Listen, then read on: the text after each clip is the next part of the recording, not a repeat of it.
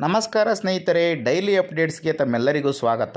ಸ್ನೇಹಿತರೆ, ಇವತ್ತಿನ ವಿಡಿಯೋದಲ್ಲಿ ಪ್ರಧಾನಮಂತ್ರಿ ಮಾತೃವಂದನಾ ಯೋಜನೆಯ ಬಗ್ಗೆ ಸಂಪೂರ್ಣವಾಗಿ ತಿಳಿಸ್ಕೊಡ್ತೀನಿ. ಸ್ನೇಹಿತರೆ, ಪ್ರಧಾನಮಂತ್ರಿ ಮಾತೃವಂದನಾ ಯೋಜನೆ ಭಾರತ ಸರ್ಕಾರದ ಮಹಿಳಾ ಮತ್ತು ಮಕ್ಕಳ ಅಭಿವೃದ್ಧಿ ಸಚಿವಾಲಯದ ಕೇಂದ್ರ ಪ್ರಾಯೋಜಿತ ಪ್ರಮುಖ ಯೋಜನೆಯಾಗಿದೆ. ಗರ್ಭಿಣಿಯರು ಮತ್ತು ಹಾಲುಣಿಸುವ ತಾಯಂದಿರನ್ನು ಬೆಂಬಲಿಸಲು ವಿನ್ಯಾಸಗೊಳಿಸಲಾಗಿದೆ. ಈ ಯೋಜನೆಯು ಸಮಾಜದ ಸಾಮಾಜಿಕ ಮತ್ತು ಆರ್ಥಿಕವಾಗಿ ಹಿಂದುಳಿದ ವರ್ಗಗಳಿಗೆ ಸೇರಿದ ಮಹಿಳೆಯರಿಗೆ ಹೆರಿಗೆ ಸೌಲಭ್ಯಗಳನ್ನು ಒದಗಿಸುತ್ತದೆ. ನಗದು ಪ್ರೋತ್ಸಾಹಧನವಾಗಿ 5,000 ರೂಪಾಯಿಗಳನ್ನು 3 ಕಂತುಗಳಲ್ಲಿ ಗರ್ಭಿಣಿಯರು ಮತ್ತು ಹಾಲುಣಿಸುವ ತಾಯಂದಿರಿಗೆ ಪಾವತಿಸಲಾಗುತ್ತೆ. ಈ ಮಾತೃವಂದನಾ ಯೋಜನೆ ಅಂದರೆ ಏನು? ಈ ಮಾತೃವಂದನಾ ಯೋಜನೆಯ ಉದ್ದೇಶಗಳೇನು? ಮತ್ತು ಯೋಜನೆಯ ಸೌಲಭ್ಯವನ್ನು ಪಡೆಯಲು ಯಾರೆಲ್ಲ ಅರ್ಹರು? ಇನ್ನು ಫಲಾನುಭವಿಗಳಿಗೆ ಹಣ ಯಾವ ರೀತಿ ಪಾವತಿಯಾಗುತ್ತೆ? ಪ್ರಯೋಜನವನ್ನು ಪಡೆಯೋದಕ್ಕೆ ಏನೆಲ್ಲ ಮಿತಿಗಳಿದ್ದಾವೆ? ಮತ್ತು ಈ ಮಾತೃವಂದನಾ ಯೋಜನೆಗೆ ಅರ್ಜಿಯನ್ನು ಸಲ್ಲಿಸೋದು ಹೇಗೆ? ಇದಕ್ಕೆ ಅಗತ್ಯವಾಗಿ ಬೇಕಾಗುವಂತಹ ದಾಖಲೆಗಳು ಏನೇನು? ಈ ಎಲ್ಲದರ ಬಗ್ಗೆ ಈ ವಿಡಿಯೋದಲ್ಲಿ ಸಂಪೂರ್ಣವಾಗಿ ತಿಳಿಸ್ಕೊಡ್ತೀನಿ. ಹಾಗಾಗಿ ಈ ವಿಡಿಯೋ ಸ್ವಲ್ಪ ಲೆಂತ್ ಆದ್ರೂ ಕೂಡ ಈ ವಿಡಿಯೋನ ಎಲ್ಲೂ ಕೂಡ ಸ್ಕಿಪ್ ಮಾಡದೆ ನೋಡಿದ್ರೆ ಮಾತ್ರ ನಿಮಗೆ ಸಂಪೂರ್ಣವಾದಂಥ ಮಾಹಿತಿ ಸಿಗುತ್ತೆ. ಅದಕ್ಕಿಂತ ಮೊದಲು ಇದುವರೆಗೂ ಯಾರೆಲ್ಲ ನಮ್ಮ ಚಾನಲ್ಗೆ ಸಬ್ಸ್ಕ್ರೈಬ್ ಮಾಡ್ಕೊಂಡಿಲ್ವೋ ದಯವಿಟ್ಟು ಈ ಕೂಡಲೇ ಸಬ್ಸ್ಕ್ರೈಬ್ ಮಾಡ್ಕೊಳ್ಳಿ. ಹಾಗೆ ಪಕ್ಕದಲ್ಲಿರೋ ಬೆಲ್ ಐಕನ್ ಒತ್ತೋದನ್ನ ಯಾವುದೇ ಕಾರಣಕ್ಕೂ ಮರಿಬೇಡಿ. ಈಗ ಮೊದಲನೇದಾಗಿ ಪ್ರಧಾನಮಂತ್ರಿ ಮಾತೃವಂದನಾ ಯೋಜನೆ ಅಂದರೆ ಏನು ಅಂತ ತಿಳ್ಕೊಳ್ಳೋಣ. ಪ್ರಧಾನಮಂತ್ರಿ ಮಾತೃವಂದನಾ ಯೋಜನೆಯು ರಾಷ್ಟ್ರೀಯ ಆಹಾರ ಭದ್ರತಾ ಕಾಯ್ದೆ 2013ರ ನಿಬಂಧನೆಗಳ ಅಡಿಯಲ್ಲಿ 2017ರ ಜನವರಿ 1ರಂದು ಸರ್ಕಾರವು ಪ್ರಾರಂಭಿಸಿದ ಹೆರಿಗೆ ಸೌಲಭ್ಯದ ಯೋಜನೆಯಾಗಿದೆ. ಈ ಹಿಂದೆ ಇದನ್ನು ಇಂದಿರಾ ಗಾಂಧಿ ಮಾತೃತ್ವ ಸಹಯೋಗ್ ಯೋಜನೆ ಅಂತ ಕರೆಯಲಾಗ್ತಾ ಇತ್ತು. ಇದು ಮಹಿಳಾ ಮತ್ತು ಮಕ್ಕಳ ಅಭಿವೃದ್ಧಿ ಸಚಿವಾಲಯವು ಜಾರಿಗೆ ತಂದಂತಹ ಸಾಮಾಜಿಕ ಕಲ್ಯಾಣ ಹೆರಿಗೆ ಯೋಜನೆಯ ಕಾರ್ಯಕ್ರಮವಾಗಿದೆ. ಈ ಯೋಜನೆಯ ಅಡಿಯಲ್ಲಿ 19 ವರ್ಷ ಅಥವಾ ಅದಕ್ಕಿಂತ ಹೆಚ್ಚಿನ ವಯಸ್ಸಿನ ಗರ್ಭಿಣಿ ಮತ್ತು ಹಾಲುಣಿಸುವ ತಾಯಂದಿರಿಗೆ ಮೊದಲ ಜನನಕ್ಕೆ ನೇರ ನಗದು ಪ್ರಯೋಜನವನ್ನು ಒದಗಿಸಲಾಗುತ್ತದೆ. ಈ ಯೋಜನೆಯಡಿಯಲ್ಲಿ ಕೆಲವು ನಿಯಮಗಳು ಮತ್ತು ಷರತ್ತುಗಳಿಗೆ ಒಳಪಟ್ಟು ಗರ್ಭಿಣಿ ಮತ್ತು ಹಾಲುಣಿಸುವ ತಾಯಂದಿರಿಗೆ 5,000 ರೂಪಾಯಿಗಳ ನಗದು ಪ್ರಯೋಜನವನ್ನು ಕಂತುಗಳಲ್ಲಿ ಪಾವತಿಸಲಾಗುತ್ತೆ. ಇನ್ನು ಮಾತೃವಂದನಾ ಯೋಜನೆಯ ಉದ್ದೇಶಗಳೇನು ಅಂತ ನೋಡೋಣ. ಮೊದಲ ಮಗುವಿನ ಹೆರಿಗೆಯ ಮೊದಲು ಮತ್ತು ನಂತರ ತಾಯಿಗೆ ಸಾಕಷ್ಟು ವಿಶ್ರಾಂತಿ ಅಗತ್ಯವಾಗಿರುತ್ತದೆ. ಅದಕ್ಕಾಗಿಯೇ ಪ್ರಧಾನಮಂತ್ರಿ ಮಾತೃವಂದನಾ ಯೋಜನೆ ಯಾವುದೇ ವೇತನ ನಷ್ಟಕ್ಕೆ ನಗದು ಪರಿಹಾರವನ್ನು ಒದಗಿಸುವುದನ್ನು ಖಾತ್ರಿಪಡಿಸುತ್ತದೆ. ರೋಗದ ಅಪಾಯವನ್ನು ಕಡಿಮೆ ಮಾಡಲು ಉತ್ತಮ ಮತ್ತು ಆರೋಗ್ಯ ರಕ್ಷಣೆ ಮಾಡುವುದಕ್ಕೆ ಸೂಕ್ತ ಮತ್ತು ಸಾಂಸ್ಥಿಕ ಆರೈಕೆ ಅತ್ಯಗತ್ಯ. ಆದ್ದರಿಂದ ಇದನ್ನು ಉತ್ತೇಜಿಸಲಾಗುತ್ತಿದೆ. ಶಿಶು ಮರಣ ಪ್ರಮಾಣ ಮತ್ತು ಅಪೌಷ್ಟಿಕತೆಯನ್ನು ಕಡಿಮೆ ಮಾಡಲು ಉತ್ತಮ ಪೋಷಣೆ ಮತ್ತು ಆಹಾರ ಪದ್ಧತಿಗಳನ್ನು ಉತ್ತೇಜಿಸುವ ಮೂಲಕ ಗರ್ಭಿಣಿ ಅಥವಾ ಹಾಲುಣಿಸುವ ತಾಯಂದಿರಲ್ಲಿ ಆರೋಗ್ಯಕರ ನಡವಳಿಕೆಯನ್ನು ಉತ್ತೇಜಿಸುವುದು ಈ ಯೋಜನೆಯ ಉದ್ದೇಶವಾಗಿದೆ. ಇನ್ನು ಈ ಯೋಜನೆಯ ಸೌಲಭ್ಯ ಪಡೆಯಲು ಯಾರೆಲ್ಲ ಅರ್ಹರು ಅನ್ನೋದನ್ನು ನೋಡೋಣ.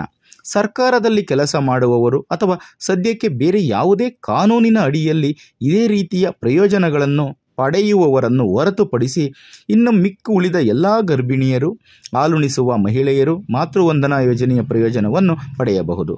ಕುಟುಂಬದಲ್ಲಿ ಮೊದಲ ಮಗುವಾಗಿರುವ ಅಥವಾ ಗರ್ಭಿಣಿಯಾದ ಮಹಿಳೆಯರಿಗೆ ಮಾತ್ರ ಈ ಯೋಜನೆ ಅನ್ವಯಿಸುತ್ತದೆ. ಇನ್ನು ಫಲಾನುಭವಿಗಳಿಗೆ ಹಣ ಯಾವ ರೀತಿ ಪಾವತಿಯಾಗುತ್ತೆ, ಯಾವ ರೀತಿ ಅವರ ಅಕೌಂಟಿಗೆ ಹೋಗುತ್ತೆ ಅನ್ನೋದನ್ನು ನೋಡೋಣ. ಪ್ರಧಾನಮಂತ್ರಿ ಮಾತೃವಂದನಾ ಯೋಜನೆಯಡಿ ನಗದು ಪ್ರೋತ್ಸಾಹಧನವನ್ನು 3 ಕಂತುಗಳಲ್ಲಿ ನೀಡಲಾಗುತ್ತದೆ. ಮೊದಲನೇ ಕಂತಿನ 1,000 ರೂಪಾಯಿಗಳನ್ನು ಅನುಮೋದಿತ ಆರೋಗ್ಯ ಕೇಂದ್ರದಲ್ಲಿ ಅಥವಾ ಮಹಿಳೆ ವಾಸಿಸುವಂತಹ ರಾಜ್ಯ ಅಥವಾ ಕೇಂದ್ರಾಡಳಿತ ಪ್ರದೇಶವು ಅನುಮತಿಸಿದಂತೆ ಅಂಗನವಾಡಿ ಕೇಂದ್ರದಲ್ಲಿ ಮೊದಲೇ ನೋಂದಾಯಿಸಿದಾಗ ಈ ಹಣವನ್ನು ಅಕೌಂಟಿಗೆ ಹಾಕಲಾಗುತ್ತೆ. ಇನ್ನು 2ನೇ ಕಂತಿನ ಹಣವನ್ನು 2,000 ರೂಪಾಯಿ ಹಣವನ್ನು ಗರ್ಭಧಾರಣೆಯ ಅಂದರೆ ಗರ್ಭಧರಿಸಿದ 6 ತಿಂಗಳುಗಳು ಪೂರ್ಣಗೊಂಡ ನಂತರ ಪಾವತಿಸಲಾಗುತ್ತೆ. ಇದಲ್ಲದೆ ಮಗುವಿಗೆ BCG, ಹೆಪಾಟೈಟಿಸ್ ಬಿ ಮತ್ತು DPT ಲಸಿಕೆಯನ್ನು ಹಾಕಿಸ್ಬೇಕು ಅಥವಾ ಅದಕ್ಕೆ ಸಮಾನವಾದ ಬೇರೆ ರೀತಿಯ ಲಸಿಕೆಯನ್ನು ಹಾಕಿಸ್ಬೇಕು.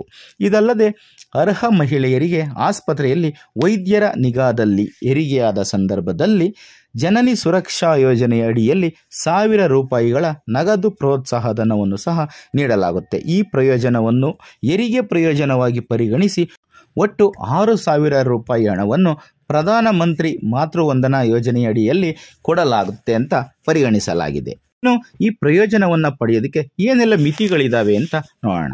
ಪ್ರಧಾನಮಂತ್ರಿ ಮಾತೃವಂದನಾ ಯೋಜನೆಯಡಿಯಲ್ಲಿ ಪ್ರಯೋಜನವನ್ನು ಒಮ್ಮೆ ಮಾತ್ರ ಪಾವತಿಸಲಾಗುತ್ತೆ. ಯಾವುದೇ ಕಂತನ್ನು ಸ್ವೀಕರಿಸಿದ ನಂತರ ಮಹಿಳೆ ಗರ್ಭಪಾತವಾದರೆ ಭವಿಷ್ಯದ ಕಂತುಗಳನ್ನು ಕೊಡಲಾಗುವುದಿಲ್ಲ. ಅಂತಹ ಸಂದರ್ಭದಲ್ಲಿ ಮುಂದಿನ ಕಂತುಗಳನ್ನು ನಂತರದ ಗರ್ಭಧಾರಣೆಯಲ್ಲಿ ಪಾವತಿಸಲಾಗುತ್ತೆ. 2 ಕಂತುಗಳನ್ನು ಪಡೆದಿದ್ದರೆ ಮತ್ತು ಮಗು ಹುಟ್ಟಿದ ಸ್ವಲ್ಪ ಸಮಯದ ನಂತರ ಮರಣಿಸಿದರೆ 3ನೇ ಕಂತನ್ನು ಪಾವತಿಸಲಾಗುವುದಿಲ್ಲ. ಎಲ್ಲ ಕಂತುಗಳನ್ನು ಸ್ವೀಕರಿಸಿದ ನಂತರ ಮಗು ಮರಣಿಸಿದರೆ ನಂತರದ ಗರ್ಭಧಾರಣೆಯ ಸಂದರ್ಭದಲ್ಲಿ ಪ್ರಧಾನಮಂತ್ರಿ ಮಾತೃವಂದನಾ ಯೋಜನೆಯಡಿಯಲ್ಲಿ ಯಾವುದೇ ಪ್ರಯೋಜನವನ್ನು ಕೂಡ ನೀಡಲಾಗುವುದಿಲ್ಲ. ಇನ್ನು ಪ್ರಧಾನಮಂತ್ರಿ ಮಾತೃವಂದನಾ ಯೋಜನೆಗೆ ಅರ್ಜಿ ಸಲ್ಲಿಸುವುದು ಹೇಗೆ ಅನ್ನೋದನ್ನು ನೋಡೋಣ. ಈ ಪ್ರಧಾನಮಂತ್ರಿ ಮಾತೃವಂದನಾ ಯೋಜನೆಯಡಿಯಲ್ಲಿ ನಗದು ಪ್ರಯೋಜನವನ್ನು ಪಡೆಯಲು ಅರ್ಹರಾಗಿರುವ ಮಹಿಳೆಯರು ತಾವು ವಾಸಿಸುವ ರಾಜ್ಯ ಅಥವಾ ಕೇಂದ್ರಾಡಳಿತ ಪ್ರದೇಶವನ್ನು ಅವಲಂಬಿಸಿ ಅನುಮೋದಿತ ಆರೋಗ್ಯ ಸೌಲಭ್ಯದಲ್ಲಿ ಅಥವಾ ಅಂಗನವಾಡಿ ಕೇಂದ್ರಗಳಲ್ಲಿ ತಮ್ಮ ಹೆಸರನ್ನು ನೋಂದಾಯಿಸಿಕೊಳ್ಳಬೇಕು. ನೋಂದಾಯಿಸಲು ನೀವು ಮತ್ತು ನಿಮ್ಮ ಪತಿ ಅಂಗನವಾಡಿ ಕೇಂದ್ರ ಅಥವಾ ಅನುಮೋದಿತ ಆರೋಗ್ಯ ಕೇಂದ್ರಗಳಲ್ಲಿ ಭರ್ತಿ ಮಾಡಿ ಸಹಿ ಮಾಡಿದ ನಿಗದಿತ ಅರ್ಜಿ ನಮೂನೆ ಫಾರಂ 1 ಭರ್ತಿ ಮಾಡಿ ಕೊಡಬೇಕಾಗತ್ತೆ. ಇನ್ನು ಅರ್ಜಿದಾರ ಮಹಿಳೆ ಮತ್ತು ಆಕೆಯ ಪತಿಯ ಆಧಾರ್ ಕಾರ್ಡ್ ವಿವರಗಳನ್ನು ನೋಂದಣಿ ಸಮಯದಲ್ಲಿ ಒದಗಿಸಬೇಕಾಗುತ್ತೆ. ಇದರಿಂದ ನೇರ ನಗದು ವರ್ಗಾವಣೆ ಮೂಲಕ ನಿಮ್ಮ ಖಾತೆಗೆ ಅಮೌಂಟು ಜಮೆ ಆಗೋದಕ್ಕೆ ಅನುಕೂಲ ಆಗುತ್ತೆ. ಇನ್ನು ನೋಂದಣಿಯ ಸಮಯದಲ್ಲಿ ಮಹಿಳೆ ಮತ್ತು ಆಕೆಯ ಪತಿಯ ಲಿಖಿತ ಒಪ್ಪಿಗೆಗಳು, ಮಹಿಳೆ ಅಥವಾ ಕುಟುಂಬದ ಯಾವುದೇ ಸದಸ್ಯರ ಸಂಪರ್ಕ ಮಾಹಿತಿ, ಮಹಿಳಾ ಫಲಾನುಭವಿಯ ಬ್ಯಾಂಕ್ ಖಾತೆ ವಿವರಗಳು ಅಥವಾ ಅಂಚೆ ಖಾತೆ ವಿವರಗಳು, ಪೋಸ್ಟ್ ಆಫೀಸ್ ಅಕೌಂಟ್ ಇದ್ದರೆ ಅದು ಕೂಡ ಆಗ್ಬೋದು. ಇನ್ನು ಮಹಿಳೆ ಮತ್ತು ಆಕೆಯ ಪತಿಯ ಗುರುತಿನ ಪುರಾವೆ, ಐಡೆಂಟಿಟಿ ಕಾರ್ಡ್ ಮತ್ತು ತಾಯಿ ಮತ್ತು ಮಕ್ಕಳ ರಕ್ಷಣಾ ಕಾರ್ಡ್ ಅಂದರೆ MCP ಕಾರ್ಡ್ ಅಂದರೆ ಮದರ್ ಚೈಲ್ಡ್ ಪ್ರೊಟೆಕ್ಷನ್ ಕಾರ್ಡ್ ಅಂತ ಹೇಳ್ತಾರೆ. ಕೆಲವರು ತಾಯಿ ಕಾರ್ಡ್ ಅಂತ ಕಾಮನ್ ಭಾಷೆಯಲ್ಲಿ ಕರೀತಾರೆ. ಅದನ್ನು ಜೆರಾಕ್ಸ್ ಮಾಡಿಸಿ ಅದರ ಪ್ರತಿಯನ್ನು ಕೊಡಬೇಕಾಗುತ್ತೆ. ನೋಂದಣಿ ಮಾಡಿದ ನಂತರ ಅಂಗನವಾಡಿ ಕೇಂದ್ರ ಅಥವಾ ನೋಂದಣಿ ಮಾಡಲಾದ ಅನುಮೋದಿತ ಆರೋಗ್ಯ ಸೌಲಭ್ಯ ಕೇಂದ್ರದಲ್ಲಿ ಸ್ವೀಕೃತಿಯನ್ನು ಕೊಡ್ತಾರೆ. ಅಂದರೆ ನಿಮಗೊಂದು ರೆಸಿಪ್ಟನ್ನು ಕೊಡ್ತಾರೆ, ಅದನ್ನು ನೀವು ಕಲೆಕ್ಟ್ ಮಾಡಿ ಇಟ್ಕೋಬೇಕಾಗುತ್ತೆ. ಇನ್ನು ನಿಮಗೆ ಮೊದಲನೇ ಕಂತು ಯಾವಾಗ ಬರುತ್ತೆ ಅಂತ ನೋಡೋದಾದರೆ ಫಾರಂ 1A MCP ಕಾರ್ಡ್ನ ಜೆರಾಕ್ಸ್, ಮಹಿಳೆ ಮತ್ತು ಆಕೆಯ ಪತಿಯ ಗುರುತಿನ ಪುರಾವೆಗಳು ಮತ್ತು ಫಲಾನುಭವಿಯ ಅಥವಾ ಮಹಿಳೆಯ ಬ್ಯಾಂಕ್ ಅಥವಾ ಪೋಸ್ಟ್ ಆಫೀಸ್ನ ಖಾತೆಯ ವಿವರಗಳನ್ನು ಸಲ್ಲಿಸಬೇಕು. ನಂತರ ನೀವು ಸಲ್ಲಿಸಿದ ದಾಖಲೆಗಳನ್ನ ಪರಿಶೀಲನೆ ಮಾಡಲಾಗುತ್ತೆ. ಪರಿಶೀಲನೆ ಆದಮೇಲೆ ಎಲ್ಲ ಸರಿಯಾಗಿದ್ದರೆ ನೇರವಾಗಿ ಗರ್ಭಿಣಿ ಮಹಿಳೆಯ ಖಾತೆಗೆ ಹಣವನ್ನು ಜಮೆ ಮಾಡಲಾಗುತ್ತೆ. ಇನ್ನು 2ನೇ ಕಂತು ಯಾವಾಗ ಬರುತ್ತೆ ಅಂತ ನೋಡೋದಾದರೆ 2ನೇ ಕಂತಿಗೆ ಫಲಾನುಭವಿಯು ಗರ್ಭಧಾರಣೆಯ 6 ತಿಂಗಳುಗಳನ್ನು ಪೂರ್ಣಗೊಳಿಸಿರಬೇಕು. ಅಂದರೆ 6 ತಿಂಗಳ ಗರ್ಭಿಣಿಯಾಗಿರಬೇಕು. ನಂತರ ಫಾರಂ B ಭರ್ತಿ ಮಾಡಬೇಕು. ಇದೆಲ್ಲ ನಿಮಗೆ ಅಂಗನವಾಡಿಗೆ ಹೋದರೆ ಅಂಗನವಾಡಿನಲ್ಲಿ ಫಾರ್ಮ್ಗಳನ್ನ ಕೊಡ್ತಾರೆ, ನೀವು ಅಲ್ಲೇ ಭರ್ತಿ ಮಾಡ್ಬೋದು.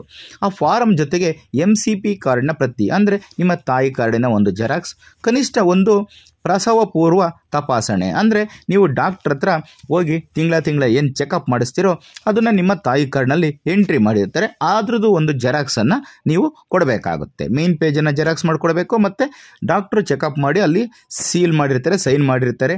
ಮಗುವಿನ ತೂಕ ಇದ್ರ ಬಗ್ಗೆ ಸಂಪೂರ್ಣ ಡೀಟೇಲ್ಸನ್ನು ಅಲ್ಲಿ ಬರೆದಿರ್ತಾರೆ. ಸೊ ಅದನ್ನು ಕೂಡ ನೀವು ಜೆರಾಕ್ಸ್ ಮಾಡಿಸಿ ಕೊಡಬೇಕಾಗುತ್ತೆ. ಈ ಎಲ್ಲ ದಾಖಲೆಗಳನ್ನ ಕೊಟ್ಟ ಮೇಲೆ ಅದನ್ನು ಪರಿಶೀಲನೆ ಮಾಡಿದ ನಂತರ 2ನೇ ಕಂತು ನಿಮ್ಮ ಖಾತೆಗೆ ಜಮೆ ಆಗುತ್ತೆ.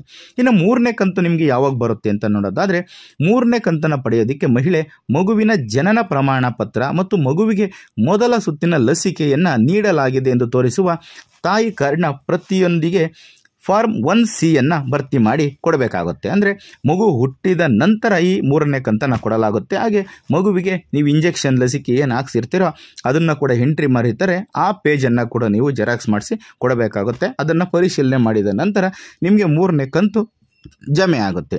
ಈ ಕಂತುಗಳನ್ನು ಪಡೆಯಲು ನಗದು ಪ್ರಯೋಜನದ ನೇರ ನಗದು ವರ್ಗಾವಣೆ ಮಾಡಲು ಫಲಾನುಭವಿಯ ಬ್ಯಾಂಕ್ ಅಥವಾ ಅಂಚೆ ಕಚೇರಿ ಖಾತೆಯನ್ನು ಆಧಾರ್ ಕಾರ್ಡ್ನೊಂದಿಗೆ ಲಿಂಕ್ ಮಾಡಿರಬೇಕು. ಇದು ತುಂಬ ಮುಖ್ಯ. ಇಲ್ಲ ಅಂದರೆ ನಿಮ್ಮ ಖಾತೆಗೆ ಯಾವುದೇ ಕಾರಣಕ್ಕೂ ದುಡ್ಡು ಬರೋದಿಲ್ಲ. ಖಾತೆಯನ್ನು ಲಿಂಕ್ ಮಾಡದೇ ಇದ್ದರೆ ಈ ಫಲಾನುಭವಿಗಳು ಈ ಯಾವುದೇ ರೀತಿ ಪ್ರಯೋಜನಗಳನ್ನ ಪಡೆಯೋದಕ್ಕೆ ಸಾಧ್ಯವಾಗಲ್ಲ. ನಾವೆಲ್ಲ ಅರ್ಜಿ ಕೊಟ್ಟಿದ್ದೀವಿ ಆದರೆ ನಮ್ಮ ಅಕೌಂಟಿಗೆ ದುಡ್ಡು ಬಂದಿಲ್ಲ ಅಂತ ನೀವು ಅನ್ಕೋತಾ ಇರ್ತೀರ. ಹಾಗಾಗಿ ನಿಮ್ಮ ಬ್ಯಾಂಕ್ಗೆ ಆಧಾರ್ ಕಾರ್ಡು ಲಿಂಕ್ ಆಗಿದೆಯೋ ಇಲ್ವೋ ಅನ್ನೋದನ್ನು ನೀವು ನೋಡ್ಕೋಬೇಕಾಗಿರುತ್ತೆ. ಅದೇ ಈ ಬ್ಯಾಂಕ್ ಖಾತೆಯನ್ನು ಆಧಾರ್ನೊಂದಿಗೆ ಲಿಂಕ್ ಮಾಡಲು ಫಾರ್ಮ್ 2B ಅಥವಾ ಅಂಚೆ ಕಚೇರಿ ಉಳಿತಾಯ ಖಾತೆಯನ್ನು ಆಧಾರ್ನೊಂದಿಗೆ ಲಿಂಕ್ ಮಾಡೋದಕ್ಕೆ ಫಾರ್ಮ್ 2C ಭರ್ತಿ ಮಾಡಬೇಕಾಗುತ್ತೆ. ನೀವು ಬ್ಯಾಂಕಲ್ಲಿ ಅಕೌಂಟ್ ಇದ್ದರೆ ಫಾರ್ಮ್ 2B ಮತ್ತು ಅಂಚೆ ಕಚೇರಿಯಲ್ಲಿದ್ದರೆ ಫಾರಂ 2C ಭರ್ತಿ ಮಾಡಿ ಕೂಡ ನೀವು ಕೊಡಬೇಕಾಗತ್ತೆ. ಈ ರೀತಿ ಕೊಟ್ಟರೆ ನಿಮಗೆ ಅಮೌಂಟು ನಿಮ್ಮ ಖಾತೆಗೆ ಬರುತ್ತೆ, ಯಾವುದೇ ಕಾರಣಕ್ಕೂ ಮಿಸ್ ಆಗೋದಿಲ್ಲ. ಇನ್ನು ಅಗತ್ಯವಿರುವ ದಾಖಲೆಗಳು ಯಾವ್ಯಾವು ಅಂತ ಒಂದು ಸಲ ಹೇಳ್ಬಿಡ್ತೀನಿ. ಸಂಪೂರ್ಣವಾಗಿ ಭರ್ತಿ ಮಾಡಿದ ಅರ್ಜಿ ನಮೂನೆ 1, ಮತ್ತು MCP ಕಾರ್ಡ್ ಅಂದರೆ ತಾಯಿ ಕಾರ್ಡ್, ಮತ್ತು ಗುರುತಿನ ಪುರಾವೆಗಳು ಅಂದರೆ ಐಡೆಂಟಿಟಿ ಕಾರ್ಡ್ಗಳು ಅಂದರೆ ನಿಮ್ಮ ವೋಟರ್ ID ಕಾರ್ಡ್ ಆಗ್ಬೋದು, ಮತ್ತು ಬ್ಯಾಂಕು ಅಥವಾ ಅಂಚೆ ಕಚೇರಿಯ ಪಾಸ್ಬುಕ್ ಜೆರಾಕ್ಸು, ಮತ್ತು ಅರ್ಜಿದಾರರು ಮತ್ತು ಅವರ ಸಹಿ ಪ್ರತಿ ಮಾಡಿದ ಸಮ್ಮತಿ ಪತ್ರ. ಇವಿಷ್ಟು ಕೂಡ ದಾಖಲೆಗಳು ನಿಮ್ಮ ಹತ್ರ ಇರಬೇಕಾಗುತ್ತೆ. ಇವಿಷ್ಟನ್ನು ನೀವು ಭರ್ತಿ ಮಾಡಿ ಕೊಡಬೇಕಾಗುತ್ತೆ. ಸ್ನೇಹಿತರೆ, ನೀವಿಲ್ಲಿ ಇನ್ನೊಂದು ವಿಷಯನ ನೆನ್ಪಿಟ್ಕೋಬೇಕು. 6,000 ರೂಪಾಯಿ ಪ್ರಧಾನಮಂತ್ರಿ ಮಾತೃವಂದನಾ ಯೋಜನೆ ಅಡಿಯಲ್ಲಿ ಬರುತ್ತೆ ಅಂತ ಹೇಳಿದ್ರಿ. ಮೊದಲನೇ ಕಂತು 1,000, ಎರಡನೇ ಕಂತು 2,000, ಮೂರನೇ ಕಂತು 2,000 ಅಂದರೆ ಒಟ್ಟು 5,000 ಆಯಿತು. ಇನ್ನೊಂದು 1,000 ಎಲ್ಲಿ ಅಂತ ನೀವು ಕೇಳ್ಬೋದು. ಇದನ್ನು ನೀವು ಹಾಸ್ಪಿಟ್ಲಲ್ಲಿ ಮಗು ಜನಿಸಿದರೆ ಮಾತ್ರ ಈ 1,000 ಸಿಗುತ್ತೆ, ಅಥವಾ ಮನೆಯಲ್ಲಿ ಏನಾದರೂ ಕೂಡ ಮಗು ಹುಟ್ಟಿದರೆ ಈ 1,000 ನಿಮ್ಮಿಂದ ಮಿಸ್ ಆಗೋ ಸಾಧ್ಯತೆ ಇದೆ.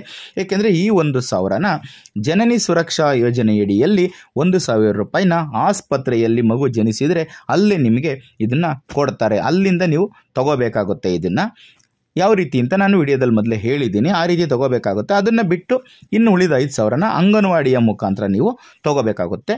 ಅದನ್ನು ಸೇರಿಸಿ ಒಟ್ಟಿಗೆ 6,000 ರೂಪಾಯಿ ಅಂತ ಅನೌನ್ಸ್ ಮಾಡಿದ್ದಾರೆ. ಸ್ನೇಹಿತರೆ, ಈ ಒಂದು ಮಾಹಿತಿ ನಿಮಗೆ ಇಷ್ಟ ಆಗಿದೆ ಅಂತ ಭಾವಿಸ್ತೀನಿ. ಈ ಮಾಹಿತಿ ನಿಮಗೆ ಉಪಯೋಗ ಆಗುತ್ತೆ ಅಂತ ನಾನು ಭಾವಿಸ್ತೀನಿ. ಈ ವಿಡಿಯೋ ನಿಮಗೆ ಇಷ್ಟ ಆಗಿದರೆ ಈ ವಿಡಿಯೋಗೊಂದು ಲೈಕ್ ಕೊಡೋದನ್ನು ಮರಿಬೇಡಿ. ಹಾಗೆ ಈ ವಿಡಿಯೋನ ಮಾತ್ರ ಹೆಚ್ಚು ಶೇರ್ ಮಾಡೋದನ್ನು ಮರಿಬೇಡಿ. ಈ ವಿಡಿಯೋನ ಹೆಚ್ಚು ಜನಕ್ಕೆ ಶೇರ್ ಮಾಡೋದ್ರಿಂದ ತುಂಬ ಹೆಣ್ಣು ಮಕ್ಕಳಿಗೆ ಈ ವಿಡಿಯೋ ಉಪಯೋಗ ಆಗುತ್ತೆ ಅನ್ನೋದು ನನ್ನ ಭಾವನೆ. ಮತ್ತೊಂದು ವಿಡಿಯೋದೊಂದಿಗೆ ಮತ್ತೊಂದು ಹೊಸ ಮಾಹಿತಿಯೊಂದಿಗೆ ನಿಮ್ಮನ್ನು ಭೇಟಿಯಾಗ್ತೀನಿ. ಅಲ್ಲಿಯವರೆಗೂ ಕೂಡ ಈ ವಿಡಿಯೋನ ತಪ್ಪದೆ ಕೊನೆಯವರೆಗೂ ಪೂರ್ತಿ ನೋಡ್ತಾ ಇರಿ.